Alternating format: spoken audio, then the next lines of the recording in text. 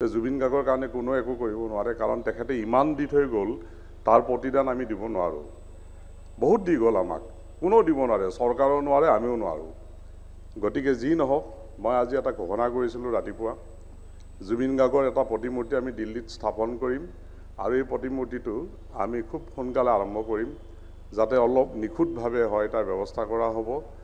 এইটো আমাৰ ফালৰ পৰা কৰা হ'ব, সম্পূৰ্ণ আমি নিজাববীয়াকৈ কৰিম।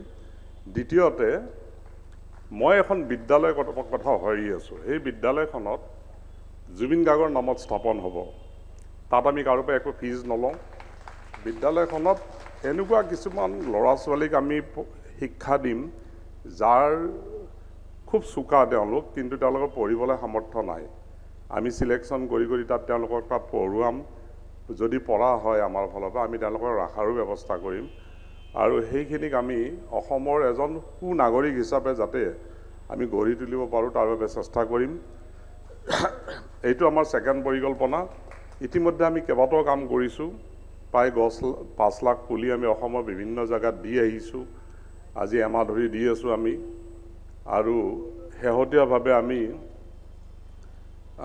জুবিন গাৰ্গৰ দেৱৰ সোঁৱৰণত এটা বঁটা ঘোষণা কৰিছিলোঁ। বঁটাটো আমি প্ৰথমবাৰৰ বাবে আমাৰ অতি মৰমৰ শিল্পী দীপক শৰ্মাদেৱক আমি দিছিলোঁ, যিগৰাকী ব্যক্তি এতিয়া আমাৰ মাজত নাই। আমি বহুত চেষ্টা কৰিছিলোঁ তেখেতক জীয়াই ৰখাৰ বাবে, নোৱাৰিলোঁ। গতিকে এই এগৰাকী ব্যক্তি আছিল, খুব উচ্চমানৰ এগৰাকী বাঁহীবাদক আছিল। গতিকে শেষত মই বেছি দীঘলীয়া নকৰোঁ, মনটো বিষাদ। গতিকে আপোনালোকে গান উপভোগ কৰক। আমি আজি তেওঁৰ সোঁৱৰণত কেকো কাটিম আৰু সকলোৱে খালী জুবিন গাৰ্গৰ আদৰ্শবিলাক জীয়াই ৰাখক আৰু জুবিন গাৰ্গে দেখুৱাই যোৱা ভাল কথাবোৰ, ভাল কামবোৰ কৰি যাওক। এইখিনিয়ে ক'ব লাগে। আৰু জুবিন গাৰ্গৰ কাৰণে কোনো একো কৰিব নোৱাৰে কাৰণ তেখেতে ইমান দি থৈ গ'ল তাৰ প্ৰতিদান আমি দিব নোৱাৰোঁ। বহুত দি গ'ল আমাক, কোনেও দিব নোৱাৰে, চৰকাৰেও নোৱাৰে, আমিও নোৱাৰোঁ। গতিকে যি নহওক, মই আজি এটা ঘোষণা কৰিছিলোঁ ৰাতিপুৱা, জুবিন গাৰ্গৰ এটা প্ৰতিমূৰ্তি আমি দিল্লীত স্থাপন কৰিম আৰু এই প্ৰতিমূৰ্তিটো আমি খুব সোনকালে আৰম্ভ কৰিম, যাতে অলপ নিখুঁতভাৱে হয় তাৰ ব্যৱস্থা কৰা হ'ব। এইটো আমাৰ ফালৰ পৰা কৰা হ'ব, সম্পূৰ্ণ আমি নিজাববীয়াকৈ কৰিম। দ্বিতীয়তে, মই এখন বিদ্যালয়ৰ কথা ভাবি আছোঁ। এই বিদ্যালয়খনত জুবিন গাৰ্গৰ নামত স্থাপন হ'ব।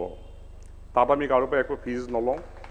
বিদ্যালয়খনত এনেকুৱা কিছুমান ল'ৰা ছোৱালীক আমি শিক্ষা দিম, যাৰ খুব চোকা তেওঁলোক, কিন্তু তেওঁলোকৰ পঢ়িবলৈ সামৰ্থ্য নাই। আমি চিলেকশ্যন কৰি তাত তেওঁলোকক তাত পঢ়ুৱাম। যদি পঢ়া হয় আমাৰ ফালৰ পৰা, আমি তেওঁলোকক ৰাখাৰো ব্যৱস্থা কৰিম আৰু সেইখিনিক আমি অসমৰ এজন সুনাগৰিক হিচাপে যাতে আমি গঢ়ি তুলিব পাৰোঁ তাৰ বাবে চেষ্টা কৰিম। এইটো আমাৰ ছেকেণ্ড পৰিকল্পনা। ইতিমধ্যে আমি কেইবাটাও কাম কৰিছোঁ। প্ৰায় 5 লাখ পুলি আমি অসমৰ বিভিন্ন জেগাত দি আহিছোঁ। আজি এমাহ ধৰি দি আছোঁ আমি। আৰু শেহতীয়াভাৱে আমি জুবিন গাৰ্গৰ দেৱৰ সোঁৱৰণত এটা বঁটা ঘোষণা কৰিছিলোঁ।